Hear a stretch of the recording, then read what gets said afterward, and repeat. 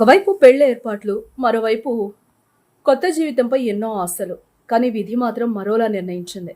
కేరళకు చెందిన 26 ఏళ్ల యువ నావికుడు అఖిల్ జోయాన్ ఇంకో 2 నెలల్లో పెళ్లి చేసుకుని కొత్త జీవితాన్ని ప్రారంభించాలని కలలు కన్నాడు. ఇటీవలే నిశ్చితార్థం కూడా జరిగింది. కానీ యుక్రెయిన్లోని ఒడెస్సా పోర్టు సమీపంలో జరిగిన క్షిపణి దాడిలో అతను ప్రాణాలు కోల్పోయాడు. ఈ విషాద ఘటనతో పెళ్లి సందడి ఉండాల్సిన ఇంట్లో కన్నీటి వాతావరణం నెలకొంది. కేరళలోని కాసర్గఢ్ జిల్లాకు చెందిన అఖిల్ తల్లిదండ్రులకు ఏకైక కుమారుడు.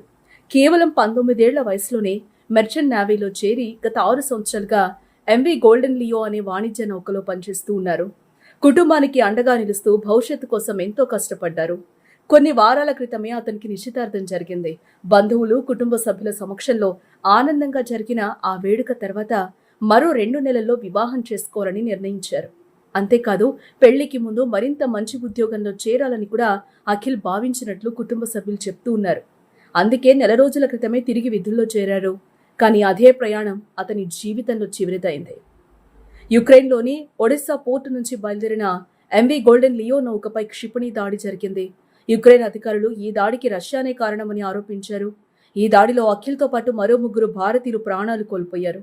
మరో భారతీయ నావికుడు తీవ్రంగా గాయపడి ఆసుపత్రిలో చికిత్స పొందుతూ ఉన్నాడు. భారత విదేశాంగ శాఖ కూడా ఈ విషయాన్ని అధికారికంగా ధృవీకరించింది. ఈ ఘటనపై భారత ప్రభుత్వం తీవ్ర దిగ్భ్రాంతిని వ్యక్తం చేసింది. వాణిజ్య నౌకలపై ఇలాంటి దాడులు చేయడం అత్యంత విచారకరమని విదేశాంగ శాఖ పేర్కొంది.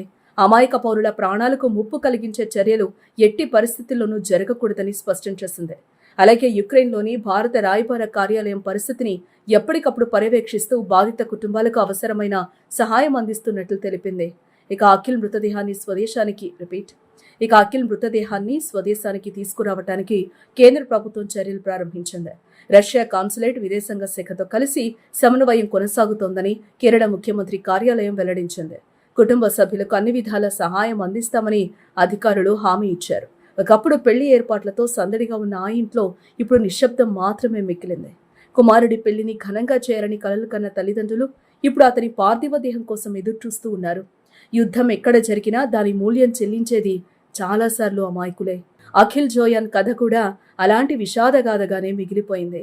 అతని కుటుంబానికి ప్రగాఢ సానుభూతి తెలియజేస్తూ ఇలాంటి ఘటనలు మళ్లీ పునరావృతం కాకూడదని అందరూ కోరుకుంటూ ఉన్నారు.